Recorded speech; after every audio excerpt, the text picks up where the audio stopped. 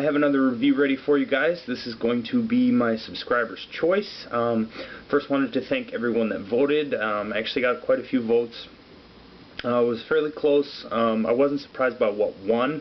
I was surprised by what got second, and I'm just going to show you guys, because this is actually going to be an upcoming review. The second place was Dolce & Gabbana's #1, Bateleur.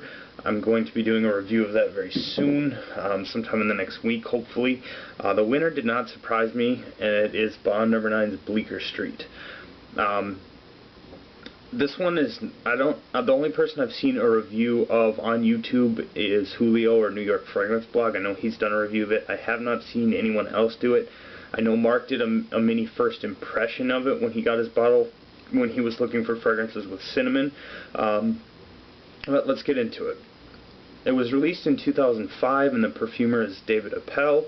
As far as notes, we have top of violet leaf, blueberry or cassis, and thyme, the mid of jasmine, cedarwood, and cinnamon, and a base of oak moss, suede, patchouli, amber, and vanilla. As far as bottle sizes, there's two main ones. You got the 1.7, 50 ml is going to run you anywhere from $90 to $150, and the 3.4, this guy is going to run you anywhere from $125 to $210. You may be able to find it cheaper if you can find a tester. Saks does it either once or twice a year, where they have a week where you can, a refill event where you bring in an empty, I don't know if you need an empty bottle or not, I can't remember. You buy any two Bond No. 9 products and they give you a 100 ml tester, any two things over 85. So occasionally FragranceNet will get leftover testers from that event, and that is how I got this. It doesn't happen very often though. As far as classification, it is, I'm going to call it a green gourmand. To me, it's unique, it's green, it's gourmand, it's a bit oriental, it's a bit woody. There's a lot going on in this fragrance. Right up top, I found this fragrance difficult to read and very weird at first. To me, the opening is a more subdued violet leaf, which is fantastic, as I'm not usually a fan of violet leaf at all. The cassis/blueberry is definitely there, and the combo of violet and blueberry is just wonderful to my nose. This fragrance at times, it reminds me of high quality hairspray or shampoo. I believe I've seen some people say that as well. The mid still has the violet blueberry vibe, but with a touch of floral from the jasmine, and the woods begin to come into play as well. I'm not sure if I pick up the thyme, or thyme, however you say it, or not, as to be honest, I don't know what that smells like. Maybe I'll have to find some and smell it. I begin to get the woods from the cedar in the mid as well. The best way to describe the smell of the mid is woody violet blueberry with some jasmine, or I'm just going to say sexy hairspray, because this is one that's hard to describe the actual smell. I can pick out the notes, but it's hard to paint a picture with my words of what the smell is like, if that makes sense to you guys.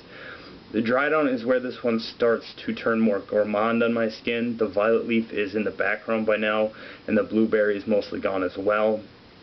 The dry down is a great combination of patchouli, sweet amber, vanilla, and suede, with hints of the violet and blueberry kind of hopping in and out. I don't really get the oak moss much at all in this fragrance. I find this fragrance very odd, unique, and just wonderful. It grows on me every time I wear it. It's green, fresh, woody, sweet, a little gourmand at the same time, without being overbearing or headache inducing, which is kind of a fantastic feat to me. I would call this a little bit fresh, a little bit green, a little bit woody, a little bit sweet. I would say that this thing is best for anything. I can see it worn for work, school, nights out, dates, etc. As far as what women say, this one actually does pretty well. Most women really like it. Some find the violet leaf, even though it's subdued, a little bothersome, or some say it's too girly or reminds them of shampoo. This is definitely a unisex fragrance, though, as most of the Bonds are.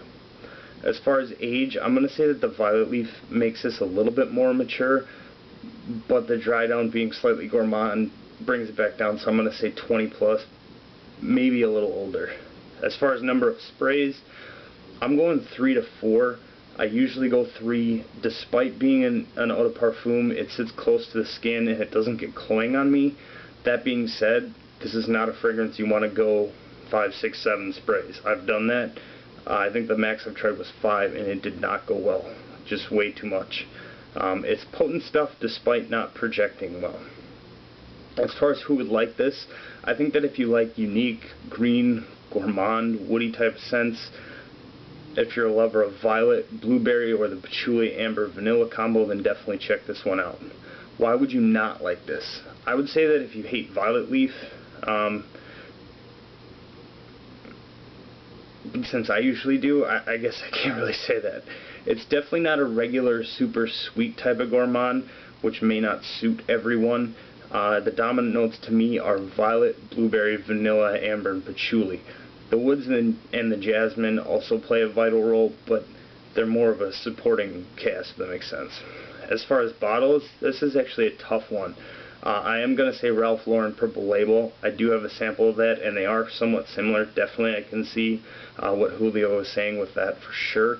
I'm going to say Creed's Original Vetiver, even though I don't really think they're that similar. This is a really tough one for me to come up with bottles. I'm also going to mention Green Irish Tweed just because of the violet leaf, but otherwise I don't find them very similar. What do I think of when I wear this? I'm going to go back to the Super Sexy Hairspray Shampoo. There's a lot going on in this fragrance. Overall smell, I'm going to give it a 9.5 out of 10. I really, really adore this fragrance. It took a while for me to fully understand and love it though. It's not something that I just smelled the first time I was like, holy crap, I love this, or anything like that. The first 4 or 5 times I wear it, I was like, oh, this is okay. The more I wear it, the more I like it. As far as projection, it's only going to get a 7.5.